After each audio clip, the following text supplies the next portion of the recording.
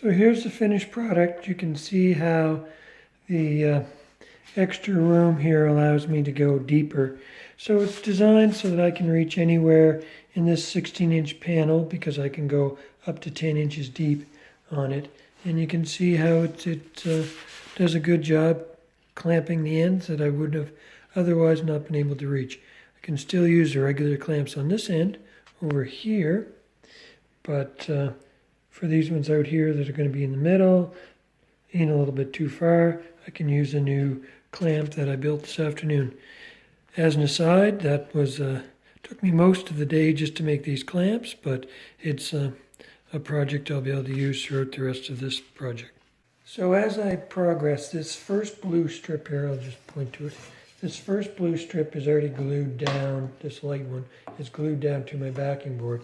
So I'm able to, as I go further out, glue beside it, so I was able to pull it in to close the gap up between the two because there was a small bowing going on, and at the same time using the new clamp that I made and put some pressure, downward pressure on it at the same time. So it is working out fine, and yeah, it's should move along fairly quickly now.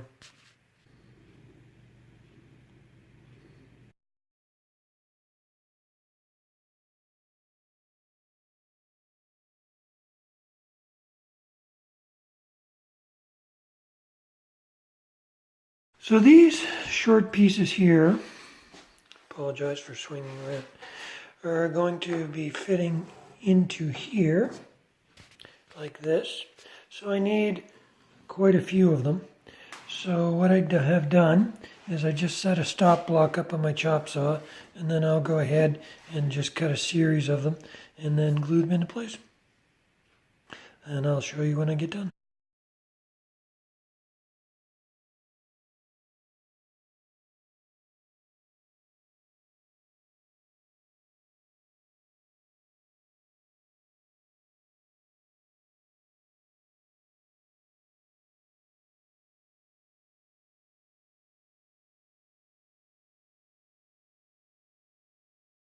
Now you can see here some different wood that I've painted. So this back one here is the rough cedar, and I believe that's already been aged, like we talked about earlier with the vinegar solution.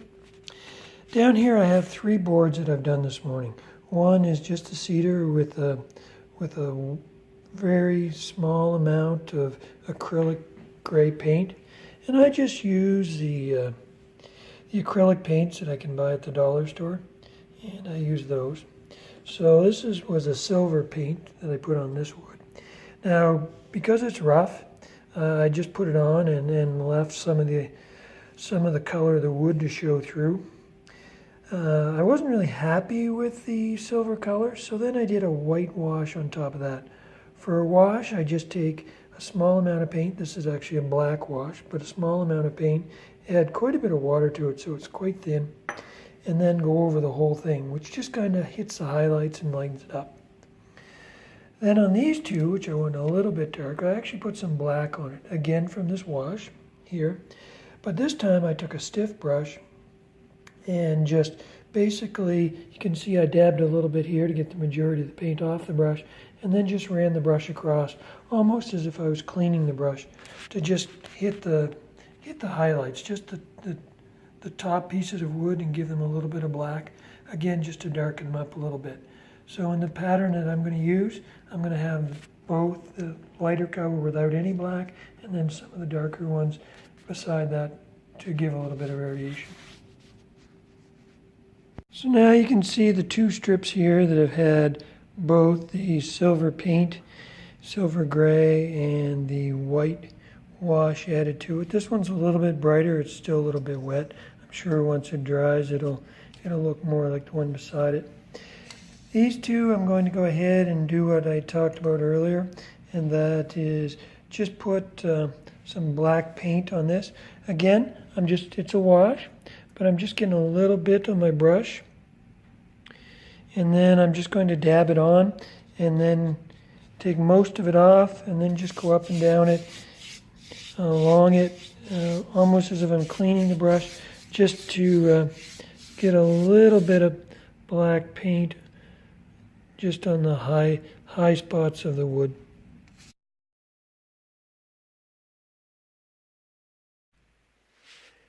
Okay, I'm done one panel, which you can see here, and I've got to start on the second panel. The second panel has a square in the middle, diamond shape, I guess. Now I need to coordinate the lines coming from this panel coming into the square so that it looks like the lines continue. So in order to do that, I have to decide how far apart they're going to be when they're on the wall. In my case, I went with 2.5 inches.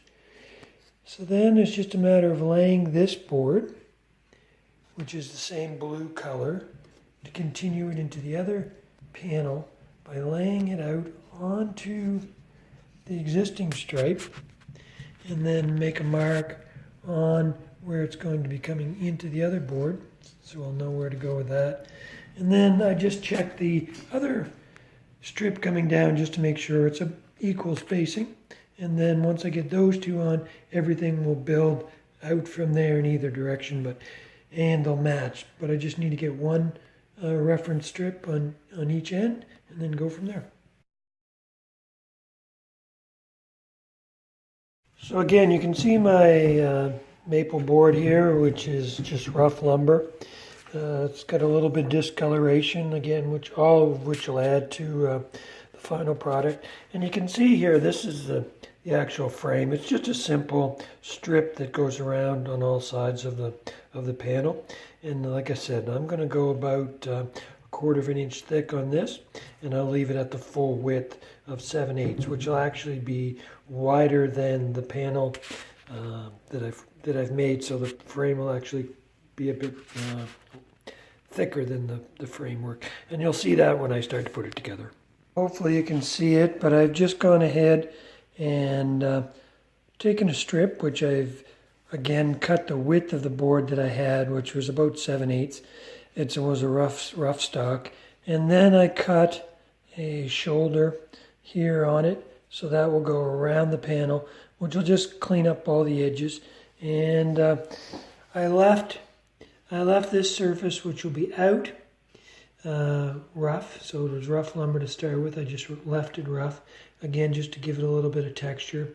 And that will end up making a box frame that will stick proud of the panel. And I'm just going to miter the corners and glue them on. And then once I get them on, I'll show you what that looks like. I realized that sometimes I just take things for granted and I say some of the things I'm going to do, but don't really show them. So I just wanted to show you a little jig that I made here for cutting the miters for the picture frame. So what I've done is just clamp some boards as fences on my miter saw, so it would give me a backing. Problem is, on these thin pieces, sometimes they'll tear out if you don't have a good strong backing on it. So the other advantage that it does for me is when I go to cut it, I can make a mark on the picture frame based on the length that I want after holding it up to the test pieces. Then I can slide this rather than trying to estimate off the blade, because I don't have a laser on my miter saw. But what I can do is then I can line that mark up with the edge of the cut that I made on my fence, and then I can know exactly where I am when I cut my length, and it's quite useful. So it works for me, but again, whatever works for you is great. But I just thought I'd share this little tip. So here's the picture frame glued up. It won't take very long. I'll let that sit for 20 minutes or half an hour, and then I'll take the clamps off, and this one will be done. So I cut these like I showed you on the miter saw just a moment ago, and then once that's done, this one will be ready to go. The only thing left to do will be just to clean up the corners a little bit with some sandpaper and glue that might have squeezed out, and then to put some varathane on it. The surface of the picture itself has already been varathaned, so you can see, I don't know if you can tell, but it was a satin finish, but it did just give it a little bit of brightness and just kind of clean everything up a little bit.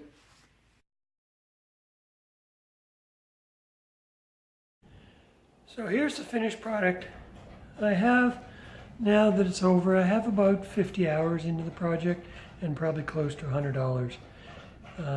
But I was fortunate, as I mentioned earlier, to get some free wood.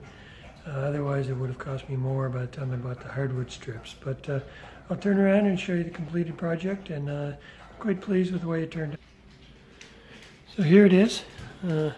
Last night I hung the 3 panels, which I'll be honest with you was probably the most difficult part of the whole project, to get them level and hanging straight and parallel. But here they are, quite pleased, as I mentioned, and on to the next project.